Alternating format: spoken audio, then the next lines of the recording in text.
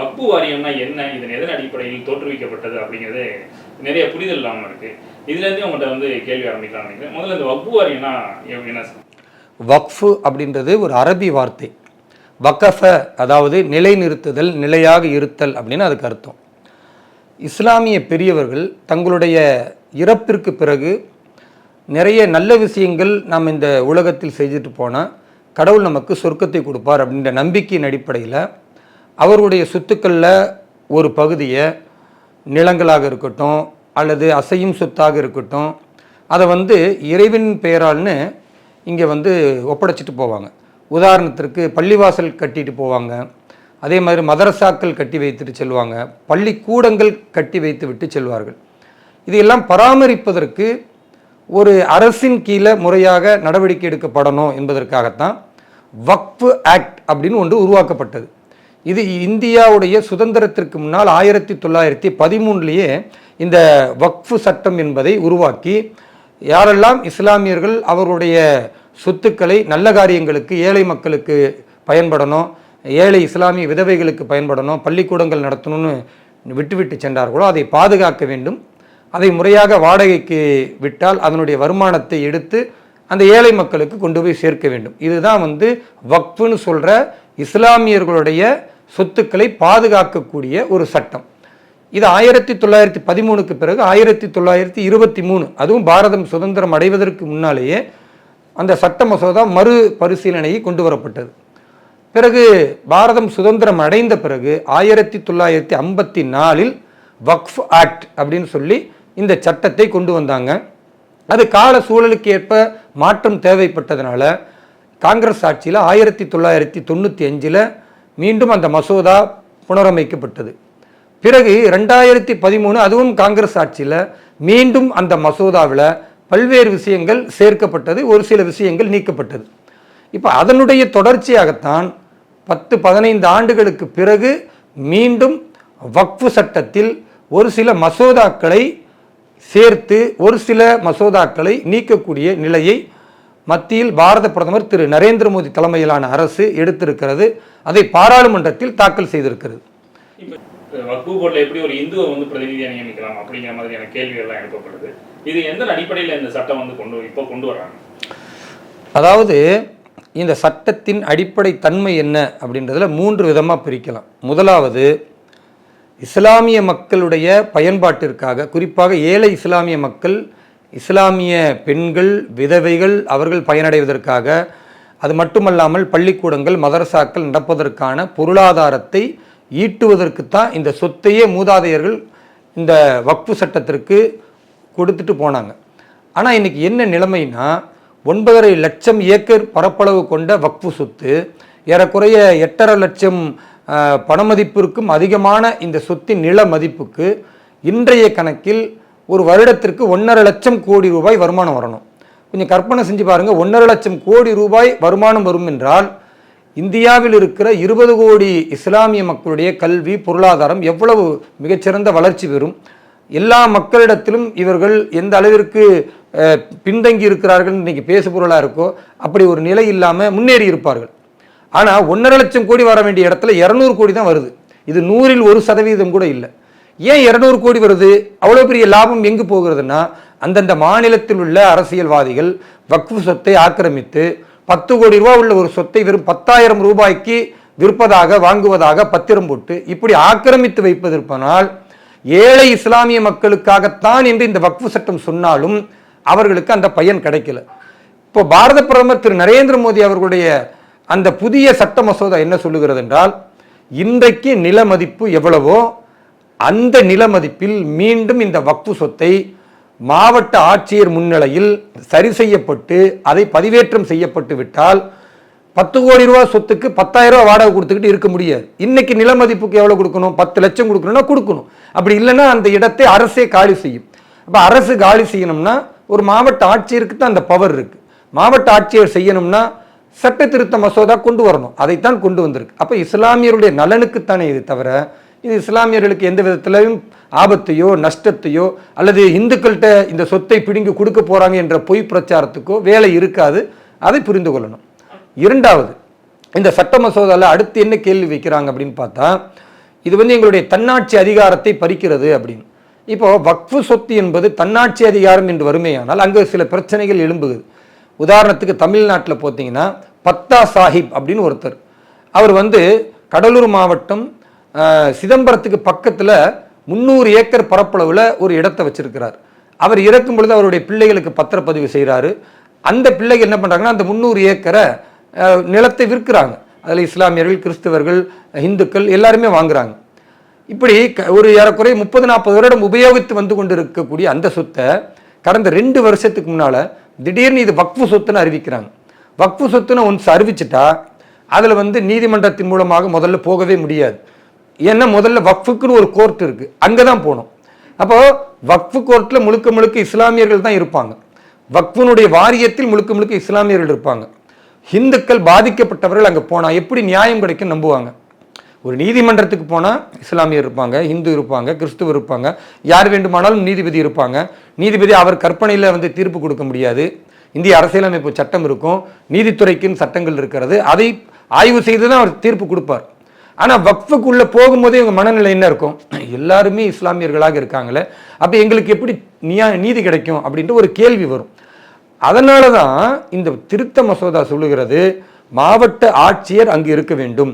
அதே மாதிரி வக்ஃபு சம்பந்தமான விஷயங்களில் 2 இஸ்லாமிய பெண்மணிகள் இருக்கணும், பெண்களுக்கான உரிய பிரதிநிதித்துவம். 2 ஹிந்து சமூகத்தில் உள்ளவர்களும் இருக்கணும், அல்லது முஸ்லீம் அல்லாதவர்கள் இருக்கணும் அப்படின்னு சொல்லப்படுது. அது எதற்காக என்றால், ஹிந்துக்கள் தங்களுடைய நிலத்தை வக்ஃபு சொத்து என்று அறிவிக்கப்பட்டு இந்தியா முழுக்க பல பிரச்சனைகள் ஏற்பட்டு இருப்பதனால அந்த வக்ஃபு கோர்ட்டுக்கோ அல்லது வக்ஃபு சம்பந்தமான விஷயங்களுக்கோ அதிகாரிகளை அணுகும் பொழுது தங்கள் மதத்தில் உள்ளவர்களும் இருக்காங்க, அல்லது வக்ஃபு என்ற அந்த அடிப்படையில் பொதுவானவர்களும் இருக்கிறார்கள் என்ற நம்பிக்கை வந்தால் எந்த பிரச்சனையுமே கிடையாது. அதனால தானே இது தவிர இதில் எங்கே இஸ்லாமியருடைய உரிமை பறிக்கப்படுது? இப்போ ஒரு கேள்வி எழுப்புறாங்க, இந்து அறநிலைத்துறை இருக்கு, அதில் இஸ்லாமியர்களுக்கு அனுமதிப்பீங்களா, கிறிஸ்தவர்களுக்கு அனுமதிப்பீங்களான்னு கேட்குறாங்க. அனுமதிக்க மாட்டாங்க. ஏன்? அது ஹிந்து நம்பிக்கை கொண்டவர்களால் நடத்தப்படணும். சரி, அப்போ வக்ஃபு போர்டு என்பது இஸ்லாமிய நம்பிக்கை உள்ளது தானே, அதுலயே நீங்க ஒரு 2 ஹிந்துவையோ அல்லது இஸ்லாமியர் அல்லாத 2 பேரையோ கொண்டுட்டு வரீங்கன்னு கேட்டா, ஹிந்துக்களுடைய அறநிலையத்துறைய அந்த சொத்துல இஸ்லாமியர்கள் யாராவது ஆக்கிரமித்து வைத்து அது இந்தியா முழுக்க ஒரு பிரச்சனைக்குரியதாக ஆயிருந்தா நிச்சயமாக அது நியாயம் கிடைக்கணும். ஒரு இஸ்லாமியர் போய் ஹிந்துக்கள் இருக்கிற இடத்துல நீதியை பெற முடியாது அப்படின்ற மனநிலை வரக்கூடாதுன்னா அதுல ஒரு 2 இஸ்லாமியரையோ ஒரு கிறிஸ்தவரையோ போட்டிருப்பாங்க. அப்படி நாடெங்கும் எங்கேயும் பிரச்சனை கிடையாது. இஸ்லாமியர் இந்துக்களுடைய கோவில் நிலத்தை அபகரித்து வைத்திருக்கிறார் அப்படின்றது எங்கேயுமே கிடையாது. இரண்டாவது, ஒருவேளை அப்படி வைத்திருந்தாலும் அது இந்துக்களுக்குள்ளேயே போய் அவங்க வந்து பேச வேண்டிய அவசியம் இல்லை, நேரடியாக நீதிமன்றத்துக்கு போகலாம். நீதிமன்றம் பொதுவானதாக இருக்கிறது. ஆனால் வக்ஃபு சட்டம் அப்படி சொல்லலை. மாற்றமாக முஸ்லிம்களுடைய அந்த வக்ஃபு சட்டத்தின் அடிப்படையில் ஒரு ஹிந்து பாதிக்கப்பட்டால் அவர் நீதிமன்றத்துக்கு போய் எடுத்ததும் போக முடியாது. அது முதல்ல அப்பீல் அவர் கொடுக்கறது எங்க? வக்ஃபு போர்டுக்கு தான் கொடுக்கணும். அப்போ வக்ஃபு போர்டு யாரால் நிர்வகிக்கப்படுகிறது? முழுக்க முழுக்க இஸ்லாமியர்களால். அப்போ தனக்கு ஒரு பாதுகாப்பற்ற நிலை இருக்கிறது என்று ஒரு ஜனநாயக நாட்டில் ஒரு ஹிந்து நினைத்தால் அப்படி நினைக்க தேவையில்லை. வக்ஃப் போர்டுலையும் 2 இந்துக்களோ அல்லது முஸ்லீம் அல்லாதவர்களோ இருக்கிறாங்க, இது வந்து உங்களுக்கு இந்துக்களுக்கோ அல்லது வேறு மதத்தினர் வக்ஃபு போர்டினுடைய சொத்து என்று பாதிக்கப்பட்டிருந்தால் அவர்களுக்கு நியாயமான தீர்ப்பு கிடைக்கும் என்று எல்லோருக்கும் வக்ஃப் போர்டு மேல ஒரு நம்பிக்கை வரணும். எல்லோரும் இஸ்லாமியர்கள், கிறிஸ்தவர்கள், இந்துக்கள் என்ற பாகுபாடு இருக்கக்கூடாது என்பதற்காக கொண்டு வரப்பட்டதை தவிர இதில் எந்த உள்நோக்கமும் கிடையாது. திட்டமிட்டு காங்கிரஸ், திமுக கூட்டணி கட்சிகள் தான் இப்படி பரப்புகிறது. இஸ்லாமிய மக்களுக்கு நல்லது செய்ய வேண்டும் என்று நினைக்கிற திரு நரேந்திர மோடி அவர்கள் முத்தலாக் விஷயத்தில் கடுமையான முடிவெடுத்து இஸ்லாமிய பெண்களின் உரிமைகளை எப்படி பாதுகாத்தாரோ அதே போன்று இஸ்லாமிய மக்களின் சொத்துக்கள் ஊழல்வாதிகளால், ஆக்கிரமிப்பாளர்களால் இன்றைக்கு முழுக்க முழுக்க அது கட்டுப்படுத்தப்பட்டு இருக்கிறது. 1.5 லட்சம் கோடி வர வேண்டிய தொகை வெறும் 200 கோடி தான் வருது. இதை மேம்படுத்த வேண்டும் என்றால் இந்த மசோதா தேவை. இது வந்து சில பேர் சொல்லலாம் அது என்ன அக்கறைன்னு. எந்த மக்களாக இருந்தாலும் 140 கோடி மக்களின் சேவகன் என்று தான் திரு நரேந்திர மோடி சொல்லுகிறாரே தவிர நான் இஸ்லாமிய மக்களின் விரோதி என்று என்றைக்குமே அவர் சொன்னதில்லை. அதனால் இவர்கள் எதை பேசினாலும் அதை பற்றி கண்டுகொள்ளாமல் இந்த மசோதாவின் மூலம் இஸ்லாமியர்கள் பயனடைவார்கள் என்ற ஒரே உத்தரவாதத்தோடு இந்த மசோதா விரைவில் அது சட்டமாக்கப்படும். அந்த நன்னாளை நாங்கள் எதிர்பார்க்கிறோம். இப்போ இந்த வக்ஃபு கமிட்டி மீது சில இஸ்லாமியர்கள் வந்து விமர்சனம் வைக்கிறாங்க, அதாவது இந்த கமிட்டி வந்து சரியாக இயங்கலை அப்படின்னு. இந்த சட்டத்து மசோதா வந்து அந்த கமிட்டி எதுக்குது, இது ரெண்டையும் எப்படி பார்க்குறீங்க? அதாவது இயல்பாக நீங்கள் பார்த்தீங்கன்னா இன்றைக்கி தமிழகத்தில் மனிதநேய மக்கள் கட்சியின் தலைவர் திரு ஜவாஹிருல்லா திமுக கூட்டணியில் இருக்கிறார். இவர் என்ன சொல்கிறாருன்னா, இந்த மசோதா வந்து எங்களுடைய உரிமைகளை பறிக்கிறது அப்படின்னு பேசுகிறார்.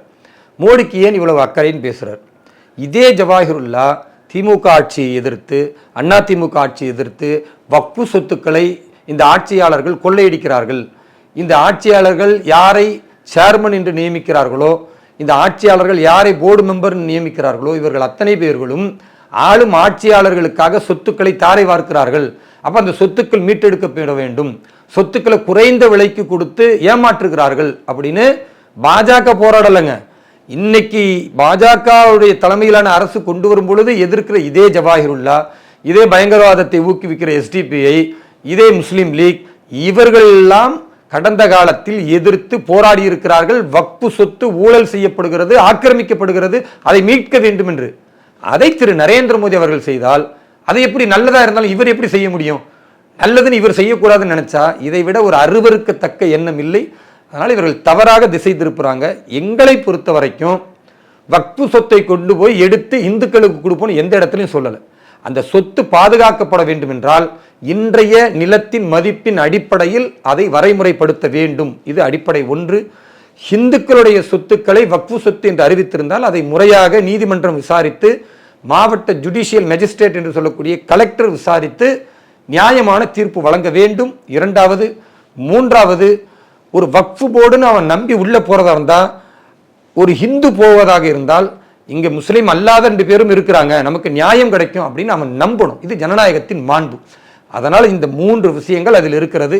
வேற திருப்பி திருப்பி எதை பேசினாலும் அது பாரதிய ஜனதா கட்சியினுடைய நோக்கத்தை, பாரத பிரதமருடைய நல்ல நோக்கத்தை சிதைப்பதற்கு எதிரிகள் வைக்கக்கூடிய அவதூறை புறந்தள்ளிவிட்டு நாம் நல்ல விஷயங்களை இந்த நாட்டில் உள்ள எல்லோருக்கும் செய்வோம் என்பதுதான் எங்களுடைய நம்பிக்கை. அந்த நம்பிக்கையின் அடிப்படையில் நாங்கள் தேசப்பணி செய்து கொண்டிருக்கிறோம். இதுல இன்னும் எழக்கூடிய இன்னொரு முக்கியமான கேள்வி, இந்த திருச்செந்துறை அப்படிங்கிற ஒரு கிராமமே வந்து வக்ஃபு போர்டு உரிமை கொண்டாடுது. இதே மாதிரி நீங்க இப்ப சொன்னீங்க ஒரு 300 ஏக்கர் நிலம் வந்து வக்ஃபு போர்டு வந்து உரிமை கொண்டாடுது கடலூர்ல அப்படின்னு.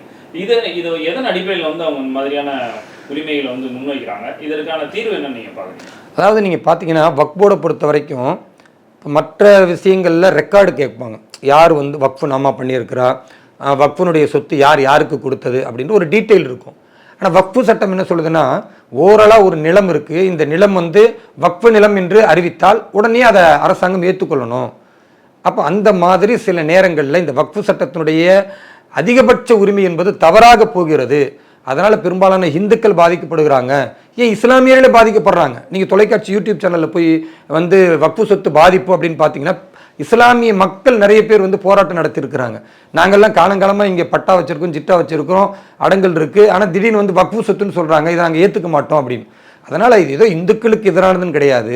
தங்களுடைய அதிகாரத்தை தவறாக பயன்படுத்தி ஒரு சில நபர்கள் பெரும்பான்மை இந்துக்கள் இருக்கிற பகுதியோ அல்லது கிறிஸ்தவர்கள் இஸ்லாமியர்கள் கலந்திருக்கிற பகுதியோ கூட வக்ஃபு சொத்துன்னு அறிவிக்கிறாங்க.